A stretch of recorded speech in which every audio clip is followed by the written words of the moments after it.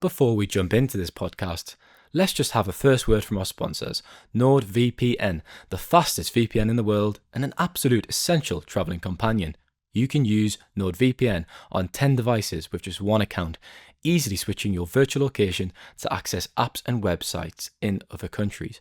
But if you're out of the country, make sure that you've got NordVPN to be able to use your subscriptions and watch the live sport that you might miss.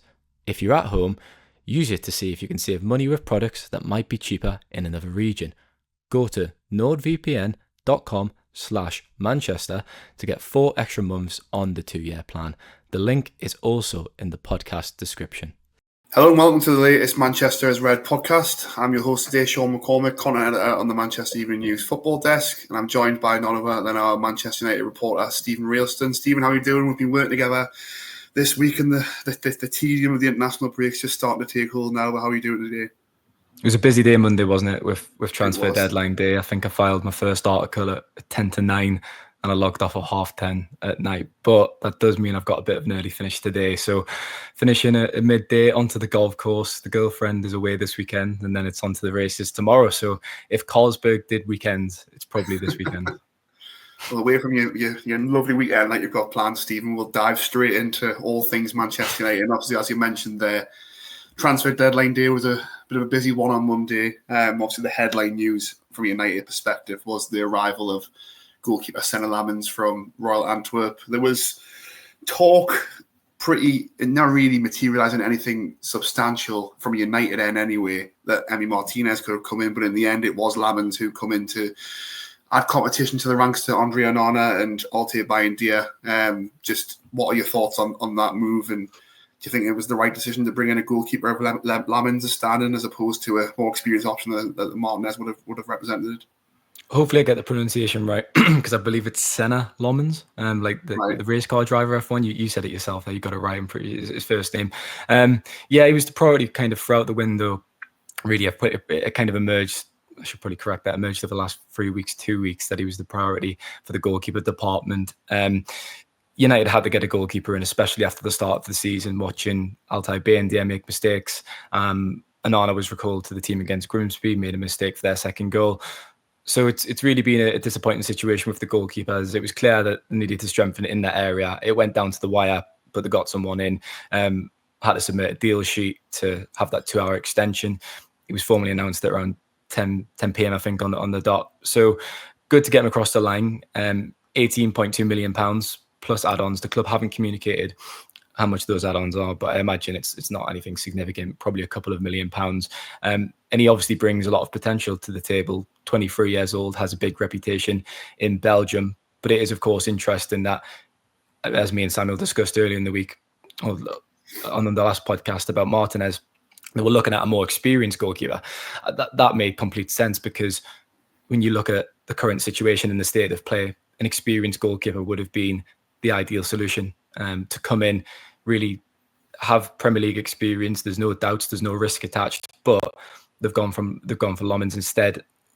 They insist we're happy with that decision, and kind of it's been a heavily driven data signing. Some of the data kind of the club had noted when his transfer was announced was interesting. That brought attention to Lammens having the highest goals prevented metrics in Europe. He ranked really high on that for post-shot expected goals. So basically, for anyone who doesn't know what post-shot expected goals, and you're laughing because it's a nerd term, isn't it? Expected goals and stuff like that. But I do have time for it. I do like the statistic. He saved an extra 14 shots. Basically, a normal goalkeeper would have conceded 14 more goals. He made more saves than any other goalkeeper in Europe's top 10 leagues. That's a way more simple statistic to break down. And the most progressive passes as well for a goalkeeper under the age of 23. So some promising statistics there.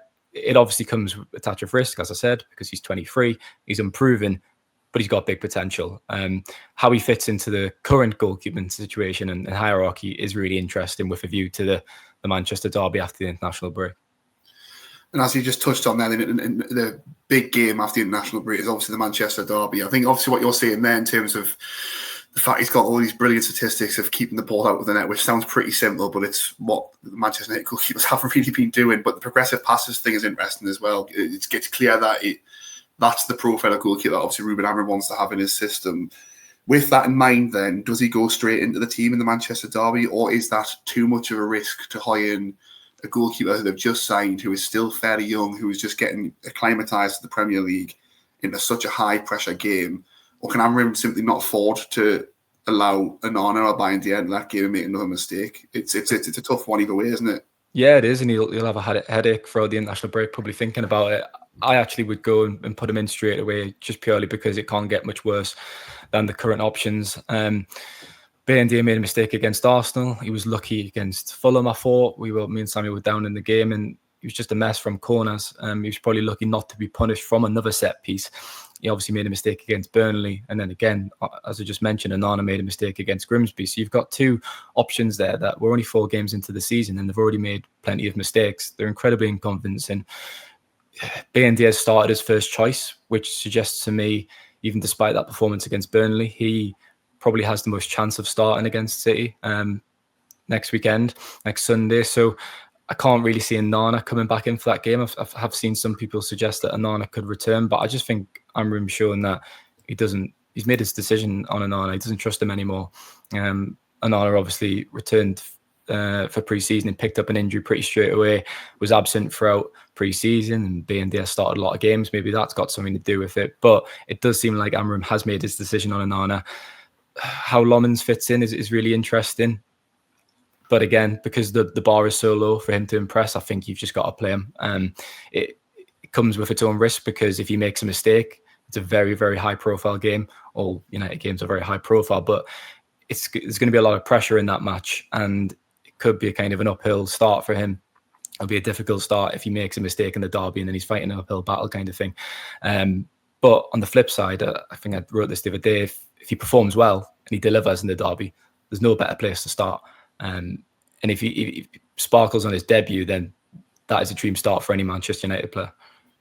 Definitely, and obviously first impressions obviously majorly count, especially in a game of that magnitude as well. I just want to sort of touch on it quickly before we move away from the goalkeeping debate. Obviously now the situation is they've brought Lammens in. They've got 2 international goalkeepers who, yes, have got their obvious flaws, but they're quite senior options, which means that United have now got 3 senior goalkeeping options on the books. There are certain transfer windows that are still open, but how does that situation sort of get resolved, especially with no European football and now no Carabao Cup football? How do you keep 3 goalkeepers last stand happy in between now and January without one of them moving out? You don't, is the answer, I think. I mean, yeah, as you've just said, Saudi, their league is still open. I think till the 23rd. It's definitely the latest one anyways. Turkey's transfer window is still open. That closes a little bit sooner. So there is options there. Onana obviously was heavily linked with a move to Saudi. I think it was Neom who really showed an interest in him before signing a new goalkeeper in the January transfer window. And if United fans remember Roy Carroll, who saved the goal that never was, I interviewed him a few months ago, and he's now working for Neom, and he mentioned that he says they're an up-and-coming club in Saudi, but it seems they've moved on and went for a new target instead of Onana, and that interest is kind of fizzled out. But I wouldn't be surprised to see Onana go to Saudi this month. I just think everyone around him and the indicators have kind of been adamant that he's going to stay this summer and for this season. And now United have brought in Lammens.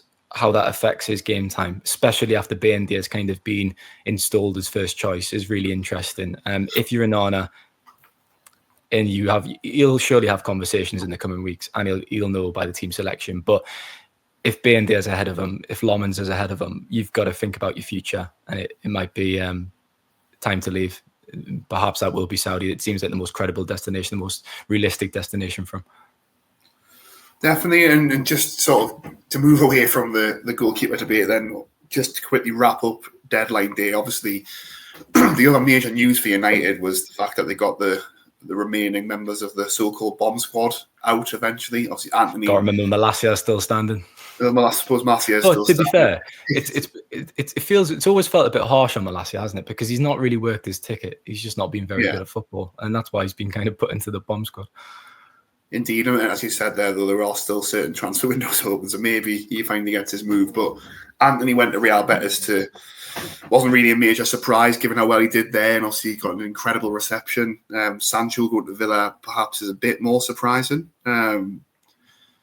their business this summer has been a bit sort of scattergun. So I guess Sancho going there isn't, it is in keeping with that sort of strategy and panic around Villa Park at the minute. But yeah, what you make of those moves, Stephen? Obviously, two players who United wanted off the books as early as the end of June. They communicated that to us on the desk.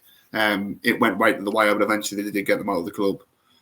It was always going to be difficult, wasn't it? Because when the whole world knows that you want to offload certain players, then naturally that damages your bargaining power in negotiations. And that's why it was probably inevitable that it was going to go down to the final days of the window with those players, with the bomb squad. Obviously, Rashford was the first to leave, joined Barcelona. Garnacho was finalised a little bit sooner. But it wasn't a surprise to see Antony and Sancho kind of go down to the wire, especially since Antony was holding out for Real Betis. I think Real Betis will be delighted with the deal that they got. They kind of struggled to finance a permanent move throughout the whole window, and they were locked in negotiations. A few days ahead of the deadline, they kind of released a statement threatening to kind of withdraw their entire interest. I think nobody believed that. Everybody expected it would be done. United have received £19 million for Antony with a couple of £1 million add-ons, 2.6, and then there's a 50% sell-on clause in there as well. I just think the chapter needed to be ended on Antony. It needed to be finished. Just bank what you can and move on. What a disaster signing. £86 million from Ajax, that deal was worth in 2022. 12 goals at the club. I think it was just 5 Premier League goals as well. So it was just an episode that needed to be ended, and thankfully he's now moved on. It's fascinating, isn't it, when you see the scenes when he arrives in Spain, when he arrived at Seville airport, and he's hanging out of a car and he's waving his hands, and there's hundreds of fans there, and I think they tweeted saying the GOAT is back. They used that hashtag, the greatest of all time. And I mean, fair play, he's been revitalised since moving there. He looked like a completely different player last season. So from his perspective, he must be wondering. I mean, he's been training on his own at United, he's been derided and poked fun at, and then he goes there and he's loved, and the fans have got a lot of love for him. So Antony will enjoy himself out there, no doubt. Sancho was fortunate to get a move to a Premier League club, and no doubt about it. And as you said, it's because of Villa's probably their start of the season. They've panicked and they've reacted in the transfer market. It'll be interesting to see how he gets on. And then Rasmus Højlund was the other one, wasn't he, as well, who left the club to join Napoli. I think, again, from a Højlund perspective, that'll be a very good move. Lukaku was injured. Højlund's come in. Conte is good at getting the best out of these players, these kind of former Premier League players in Serie A. It is a weaker division, we all know that. But you just saw the photos of Højlund standing behind a blue sea and a blue sky, and you compared it to the rain in Manchester. It's been pretty grim here the last few days. It really feels like autumn's coming in, and you think Højlund probably won't mind the move he's got. No, definitely not. And I guess the sort of glaring omission from the deals Man United did manage to do in the summer is the lack of a new midfielder. That was something that Ruben Amorim hinted at the end of last season, that he really wanted some extra physicality in the middle of the park. It never quite materialised. So United now have the options they have in there in terms of Bruno Fernandes, Casemiro, Manuel Ugarte, Kobe Mainoo stayed, of course, as well. Obviously, there was some talk that he could have possibly left before the deadline. He stayed. Why didn't United sign a midfielder? Because the obvious criticism now is going to come if they start losing games in that midfield battle. Is it was a priority that has been identified for months. They haven't done it. Why didn't they do it? Because they were linked with Carlos Baleba and a few other players as well. Why didn't they make a move for a midfielder in the end? The way it was phrased to us post-deadline was the midfield was never a priority because the current options, and these were the words used, were strong and versatile. Obviously, Manuel Ugarte, Casemiro, Bruno Fernandes, Mason Mount and Kobe Mainoo are those options. I think I tweeted saying it was actually an impressive window from United, and I still stand by that because I think the business was very good, and I think they were in a difficult situation selling members of the bomb squad, and perhaps obviously they should have got a bigger fee for Garnacho, but again, the wider context needed to be factored into kind of what they could do. But the not signing a midfielder is obviously the kind of only blemish and the thing that can be criticised for. Probably, ideally, they would have brought in a more experienced striker. We might come on to that. But yeah, the midfield could become a problem in the next few months. It arguably already is. We've all seen games when United have been run through, they've been overpowered in midfield, and they really struggle against sides who have solid, really good midfields. in Amram's system, you think, because there's only two midfielders, especially, you really need to get the profile of those players right. And at the moment, it doesn't feel like the balance of the midfield is right, unfortunately. So it's one just to keep an eye on in the coming weeks. United have decided to roll a dice. If that backfires, remains to be seen. I think, all likelihood, it probably will. It will have an impact on results.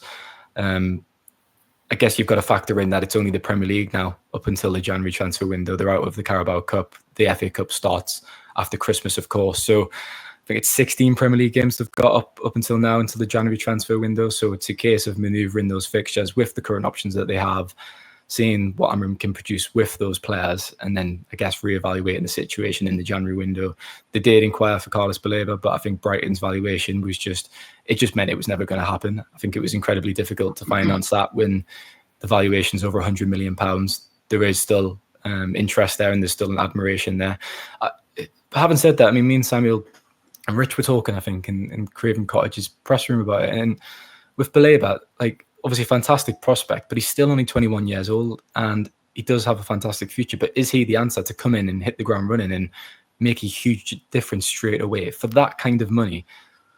I'm not so sure. I would have preferred someone who had more experience if you're going to dish out that kind of fee. And Declan Rice, I know it was a couple of years ago, but he went for a similar fee. Was it 105 million or 100 million from? And he was a lot more proven. So it was a big valuation from Brighton, and they're well within the rights to kind of value him at that, because he's their player, he's still under contract, and it's what his value is to them. But they were confident that we're going to keep him, so that ended that. But yeah, so disappointing they've obviously not signed a midfielder, and it will be reassessed in January, I imagine. But the players that did end up signing, obviously, they got Matheus Cunha in very early in the transfer window. They've got Brian Mbeumo in, Benjamin Sesko, of course, up front. We'll talk about him a bit now. And Diego Leon, the youngster from Paraguay, the young left wing back. You mentioned it there, so I'm not going to ask if you thought it had a good window, because you've said that you think that they did have a decent window, albeit they didn't get the midfielder in. But how would you rate how those four players have started the club? Obviously, it's been a bit of a mix, and Mbeumo and Cunha have hit the ground running. Sesko hasn't really had the opportunity yet, really, to show what he can do. And obviously, Diego Leon's a signing with the future in mind. But how would you evaluate those four individually and how they've started United? We'll come on to Leon in the moment. I'll just kind of bracket the first team signings, I guess. Leon is a first team signing, but he's not really been around that too much, has he, on match days? So with Cunha and Mbeumo, it's interesting, isn't it? Because they contradict Lammens and Sesko in the sense that they're Premier League proven. They've done it. They've showed they can operate in the league. We all expected them to be a success straight away, kind of show what they're about, and they have done that, I think, in the first few weeks of the season. While Sesko and Lammens, we've obviously not seen Lammens yet, but you expect there to be a period of adaptation there, a period of kind of getting up to speed with the league, learning the intensity and how to kind of adapt to it. So I think ideally they would have signed probably all Premier League proven players. I know they've went for Lammens over Martinez, and the data has led on that. But Cunha and Mbeumo, I think, show the importance of that. And I think in the first few weeks, they have been really good. It was a shame to see Cunha go off against Burnley just before half-time in the first half. Hopefully that's not too serious. I think it was his hamstring. Some fans were suggesting they saw him leave the stadium and he was walking without crutches or a boot, but that's pretty stupid, because if he's damaged his hamstring or hurt his hamstring a little bit, he's not going to be leaving with a protective boot. It's just a muscle injury that you can't see. So hopefully we'll get some good news on Cunha. And Mbeumo got off the mark, obviously, against Grimsby, scored his first Premier League goal against Burnley before the break. So very good start from both of those players. It's what I expected. Sesko, it's been interesting because the handling of him, it's kind of raised eyebrows. He's obviously not started a Premier League game yet. Amram's preferred to play Mount down the middle, who's been combining well with Cunha and Mbeumo, although that might change because Mount also picked up an injury against Burnley. Sesko has looked a little bit rusty. If we're being truthful, he obviously started against Grimsby. There was one or two glimpses, but again, it wasn't too polished. But the impression is that he is getting up to speed and he needs time. He did miss chunks of time in pre-season with RB Leipzig. So just want to keep an eye on again. And I still believe he'll come good. I think when you have that reputation in Europe, when you have a solid goal scoring record, the only time I really watched him was at Euro 2024 last year. And it was a bit of a live wire and taking shots from everywhere, a bit Darwin Núñez-esque. So he does need to polish his game, but he's got the right attributes to succeed, and hopefully it'll be sooner rather than later, and he can get firing because he needs that first goal under his belt, and that'll be a relief for everyone.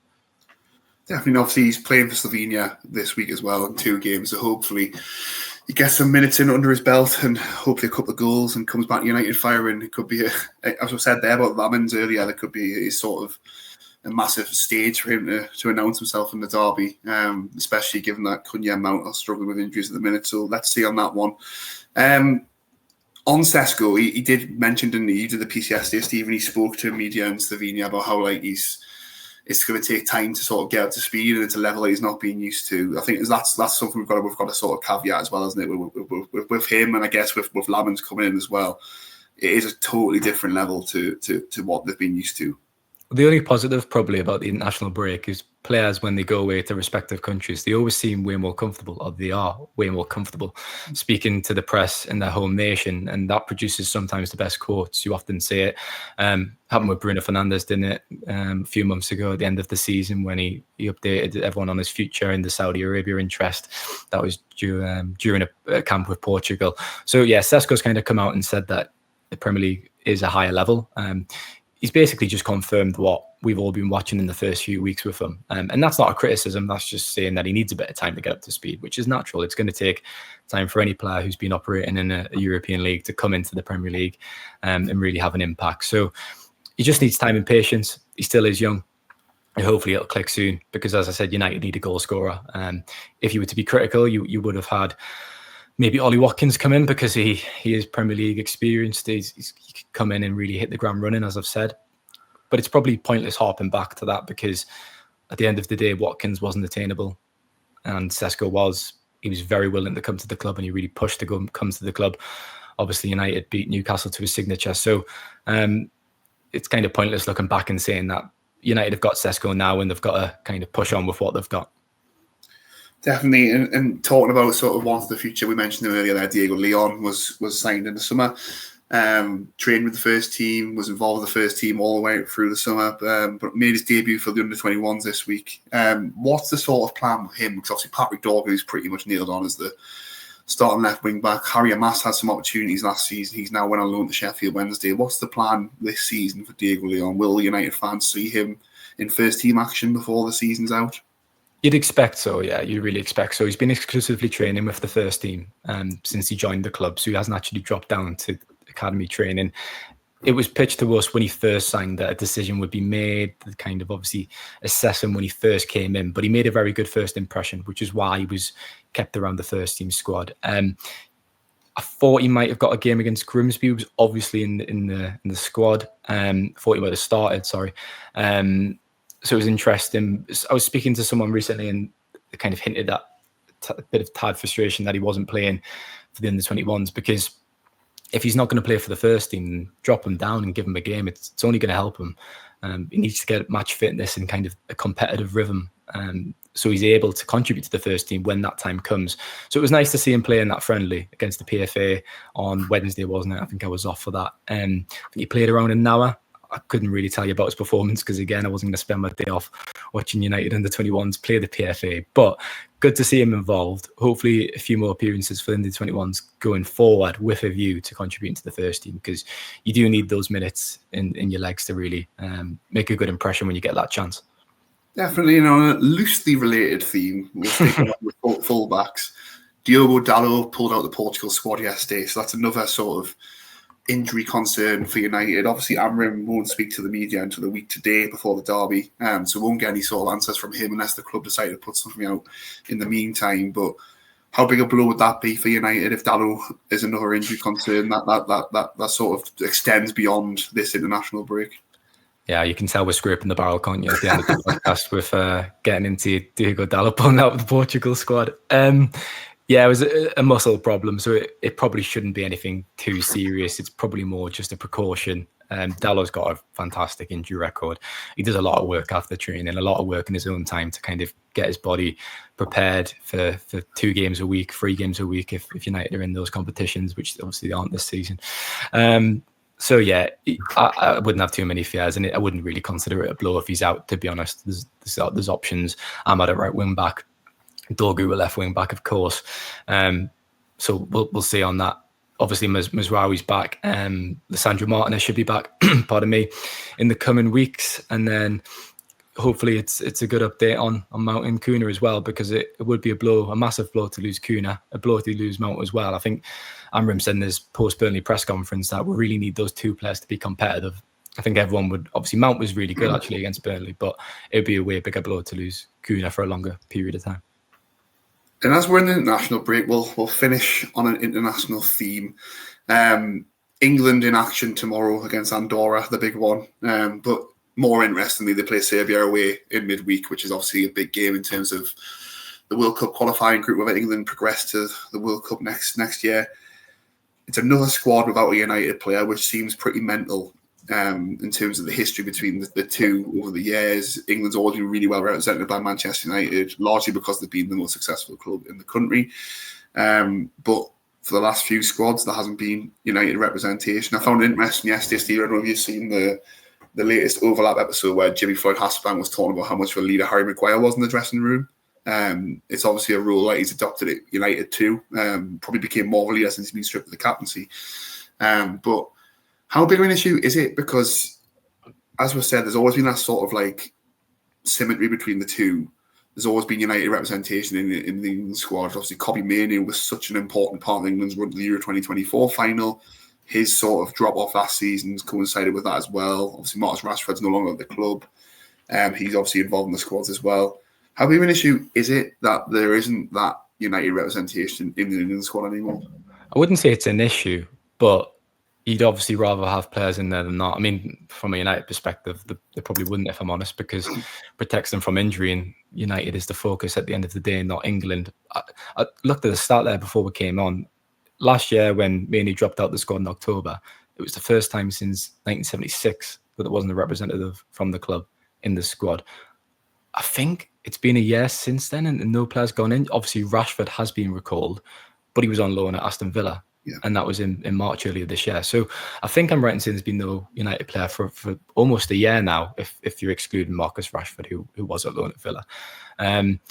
But the club's level hasn't been good enough in the last year, which kind of tells you what you need to know. And then Mainoo's been unfortunate with a few injuries and his rhythm's been affected. I think Tuchel actually answered a question on Mainoo at a press conference around 2 weeks ago, saying that he needed that rhythm and he needed to be playing each week. So it was no surprise to see Mainoo want to leave on loan in the final days, because, I mean, as I said earlier in the week, you've gone from playing in the final of Euro 2024 and now he's potentially facing the prospect of not being included in the squad for the World Cup next year, and that would have been at the forefront of his mind. So he really needs to kind of force his way into Amram's plans, into the starting team this season with a view to the World Cup. But again, I was told this a few years ago when he was kind of making a choice about his international future, that it was always going to be the focus was always United, and it always is for these players. But with Harry Maguire, yeah, I feel he's been a bit unfortunate. Mason Mount's probably been a bit unfortunate as well, actually. He's actually had a really good start this season. It'd be a shame if his injury's serious. Hopefully it's not at all. I think it's just a little muscle problem. So hopefully he is back at the weekend. But yeah, I think those players can probably feel a little bit hard done by. Maguire obviously hasn't started the season in the team, but he showed what he can do over a period of time. He's been fantastic for England. I've really enjoyed watching him for England, and regardless of how he's performed for United, because there was 2 seasons where he was really disappointing, he always delivered for England. And fair play to Gareth Southgate as well, because he stood by him and he continued to select them, and Maguire continued to deliver. So I'd be shocked if Maguire wasn't in that squad next year for the World Cup. And I suppose it's interesting, isn't it, when Thomas Tuchel's recalling Loftus-Cheek and the likes of Dean Henderson as well. And I think if Gareth Southgate was picking those players, there'd be outrage. It's interesting what Tuchel's getting away with. No, definitely. You mentioned Mount there as well. Obviously, he's a player that's worked with Tuchel to great success in the past. So perhaps he didn't get that injury, he may have actually been in the squad. And obviously, Luke Shaw is another one to sort of keep an eye on as well. He's always played well for England.